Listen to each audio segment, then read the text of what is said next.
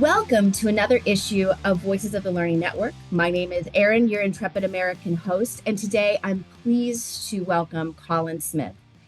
Colin Smith is the owner of Cognitive Union, which is a boutique L&D firm which really focuses on the needs of large corporate clients. Today we have a very cool session, something that I think gets lost a bit as we're all so excited about the newest, shiniest AI tool, learning thing that we can possibly do on the computer.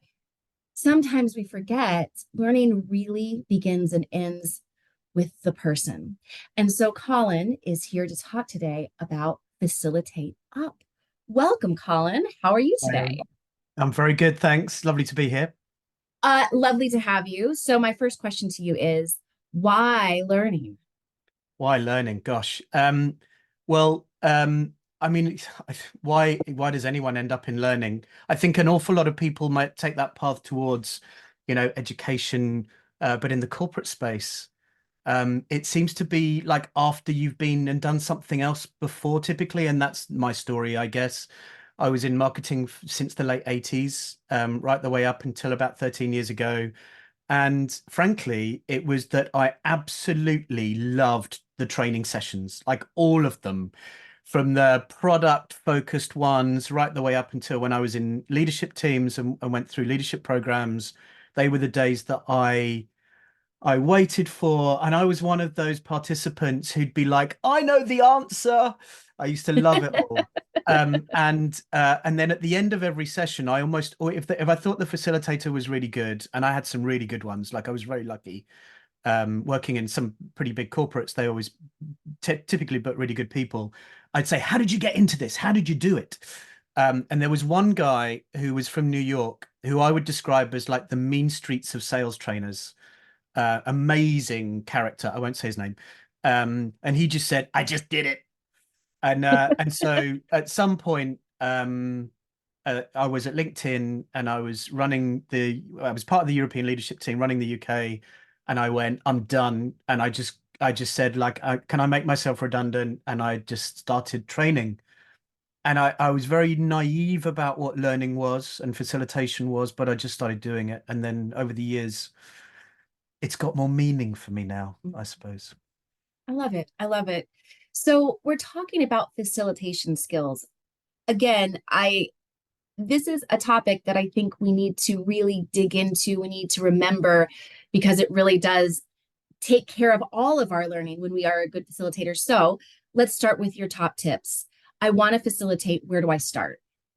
Wow. Well, I think one of the things that's quite interesting about facilitation skills, like typically if you're a professional in learning and development or you want to facilitate, your first call might be like, what courses should I do? Or what books should I read? And actually, it's really difficult to find the definitive one, in my opinion. I've read a few good books. Most of the books that I think I've learned most from about facilitation have been more about how people learn than they have been about how to facilitate. So there's a great book called Make It Stick that I recommend pretty much anyone read. I don't know if you know it.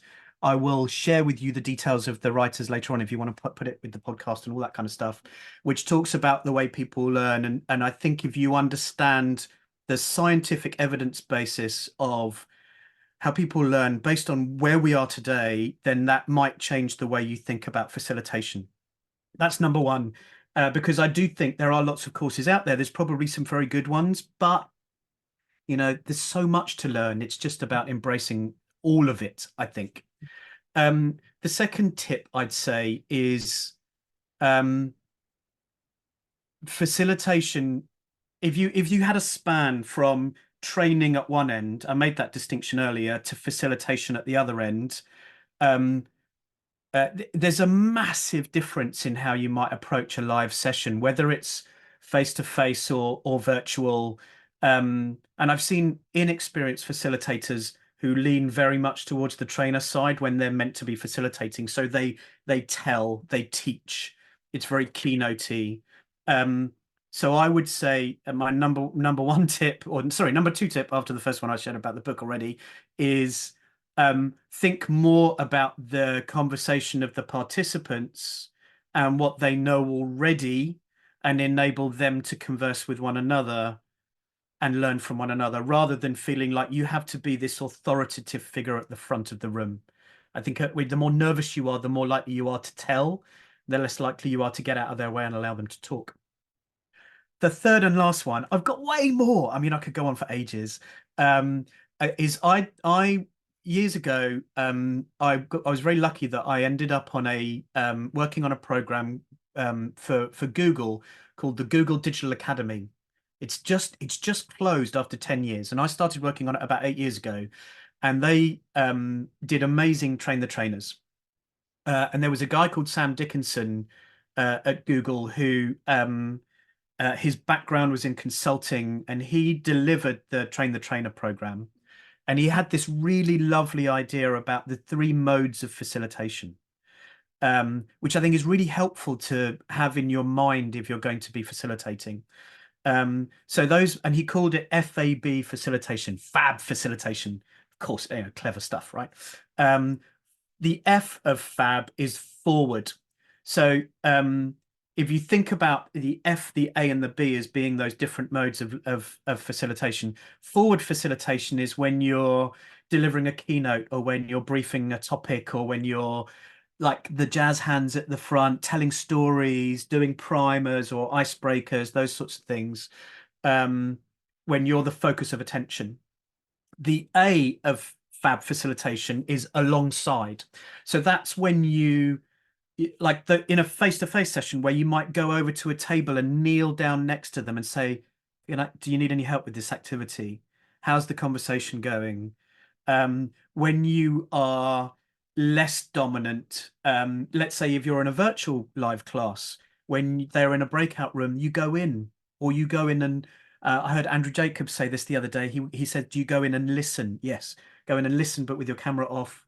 And maybe you might not intervene, or you might say, "Hello, guess what? I'm here. Let's have a conversation about where you are."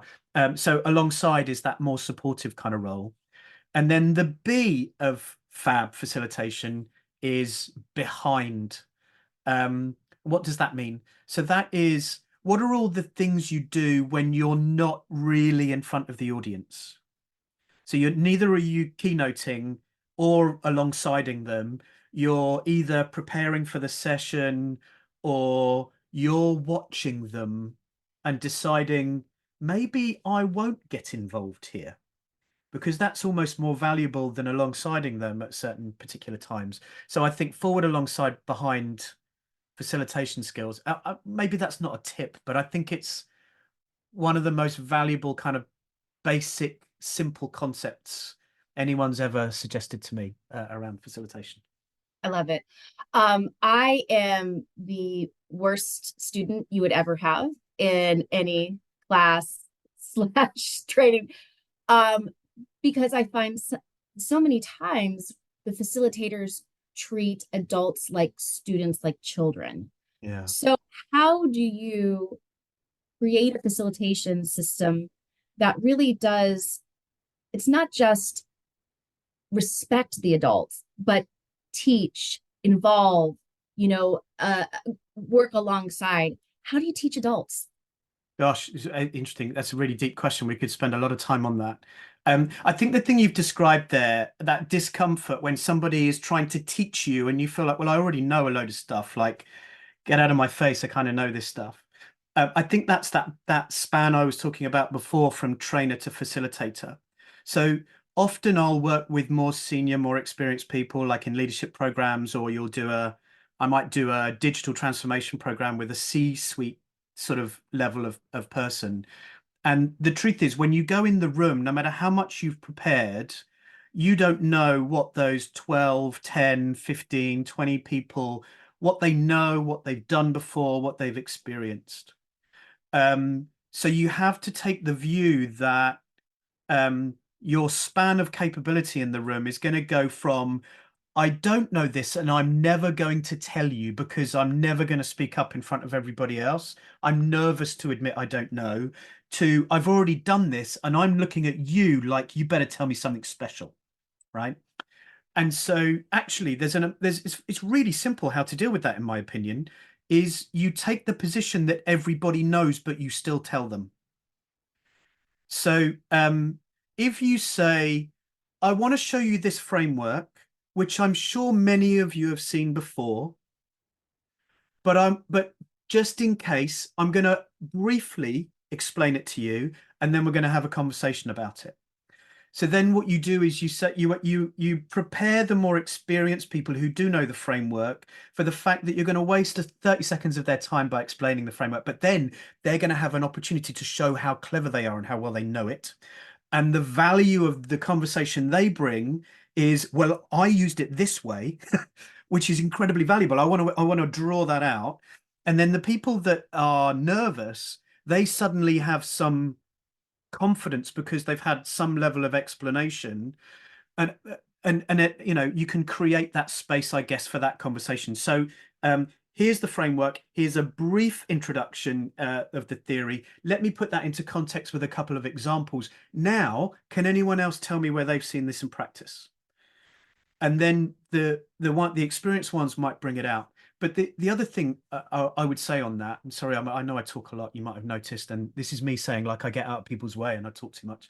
Um, if you set the scene at the beginning of any session that you are going to have a spread of capability in the room, and that's beneficial to all of us. The people with less experience or knowledge of these things are going to ask more divergent questions, and the ones with more experience are going to challenge whether it's right or not, and we'll all learn from that. That it tells more senior, more experienced people, maybe even more cynical people, the space is there for them to be able to challenge me and the rest of the room around these things. That makes sense. I love it. That's phenomenal. So I have pages of notes already, but what are your favorite things to do? I think as I facilitated in my career, and I used to be a teacher, I kept adding to my toolbox. So what are your go-to activities? Oh, that's interesting. Well, so let me firstly, can I just talk about icebreakers because I think they have a really bad rap. Um, and I get why. So I mean, crikey, I'm as British as they come. So I cringe at those, like, let's all stand up and do the clapping hands thing. I'm I hate uncomfortable with them. I that. hate them so much. I hate Yeah. them. Don't make me sing, like none of that, right? So I don't like it. But um, there is a reality. In fact, here's another very good book. I've got to just lean over and look at it. It's called The Art of Gathering by Priya Parker. It's a book all about facilitating spaces where people gather. She talks about dinner parties, conferences, she goes the whole gamut. Really, really good book. But she talks about the value of um, getting people's head back in the room and understanding why they're there before you start. So if you have a lunch break or when people arrive or when there's a coffee break, there's a value in having some sort of engagement that arrests their mind and makes them realize, oh, I'm back in the learning place again. Um, so I think icebreakers are valuable, but I hate the idea of icebreakers. So here's a different way of thinking about it.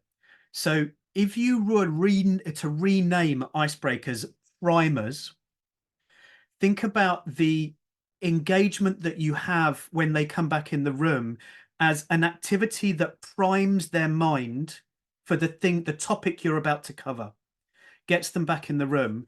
Then you can still use some things that are traditionally thought of as icebreakers, but you apply them. So, and I'll give you an example. So, in one of the sessions that I've done in the past, it's around digital marketing. So it's about understanding consumers and what matters to them. Yeah, understanding their needs and wants and all that kind of stuff. So I run a primer for that called Movie Night, which is where two people have to think of a movie they'd really like to watch that night, and they have to guess what the other one watches, right? And whichever the other person chooses, you're going to have to sit and watch it with them tonight with popcorn, that sort of thing. and it's just to prove how difficult it is to predict what people are interested in. And you use that to segue into the activity, then it ceases to be an icebreaker and it becomes something to prime them for the thing that's about to come. Does that make sense? Yeah. Yeah, 100%. Cool. 100%. Because then it's a good use of your time and you are activating their schema and all of the other cool things that we want to do as learners. Yeah. What's one of the hardest things about facilitation for you? Um, and so one of the things I have always found hardest, I think I have lots of strategies for dealing with it now, but it's always the thing that worried me the most was dealing with difficult people. Mm-hmm. Um, and it varies organization by organization or culture by culture what you come across. So I've had the great fortune that many of the things I've worked on over the more recent years, most people who are in the room are bought into being there in the first place. And there's a whole bunch of, arguments about why that might be. But when you get difficult people, it can be really challenging. Um, but there are lots of things that you can do. So if I'm in a physical space, um, just being more next to them makes a massive difference. So I will walk over and stand next to the difficult people every time they speak up. Not in an aggressive way, but close enough to them that they realize that I'm there and I'm aware that they're an issue without saying it. Yeah. So that's one thing. The other thing is I just call them out in the breaks. I won't do it in front of everyone else because it will just make them worse, but I'll just pull them to one side and say, what is it that's not working for you? Like, and I've asked people to leave in the past because I don't think they're contributing to everything else. That depends on the client that I'm working with and the circumstances and all of that kind of stuff. In a virtual setting, it's a little bit harder, um, because you can't use that physical space. If you've got chat coming down in the virtual setting, and I mean that's absolutely amazing. I love chat in a virtual setting because people get thinking time and all of that kind of Yeah. stuff.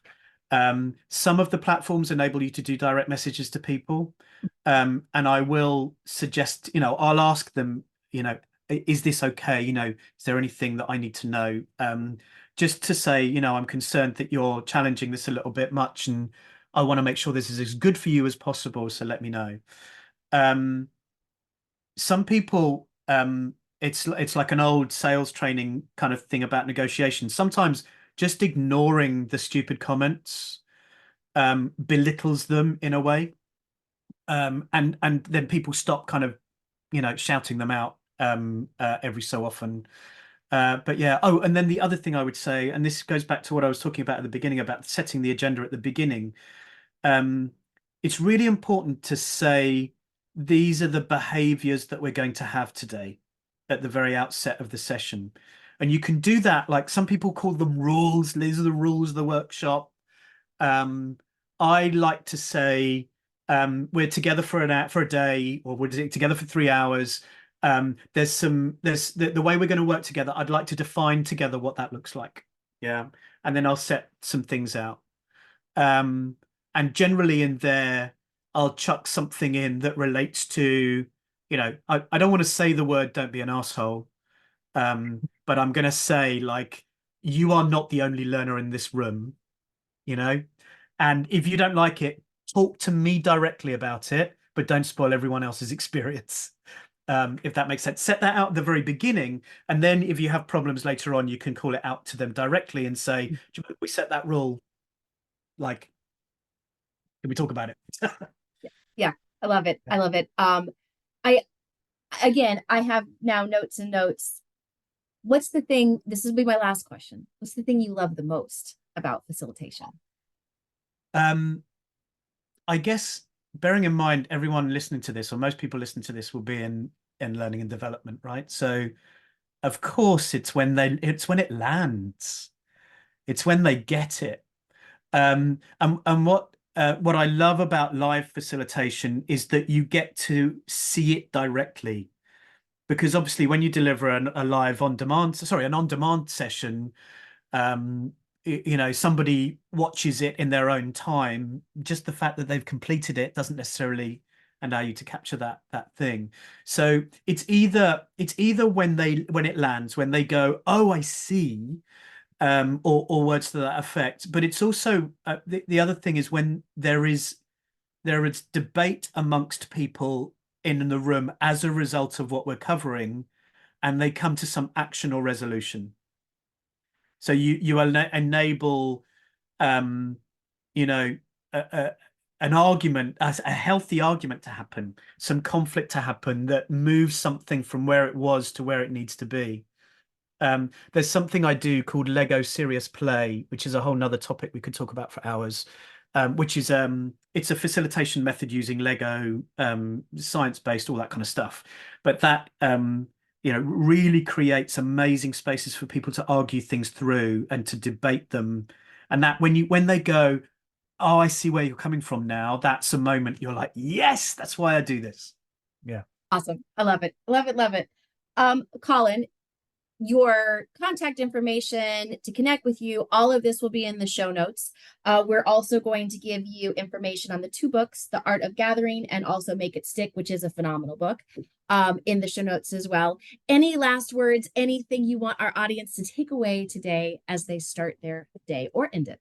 Gosh, I don't know. The last thing I'd say, actually, and we definitely didn't have time to talk about this, is I actually think if you're a learning designer listening to this, or you're developing learning in any way, shape, or form, understanding more about how facilitators facilitate brilliant sessions can really enhance your learning design.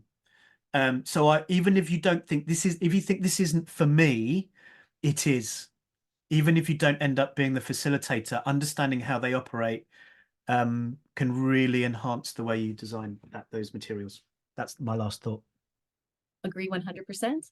Well, this has been another phenomenal session and podcast recording for our Voice of the Learning Network. Thank you so much to my co-host, Colin Smith, and join us again for another wonderful session.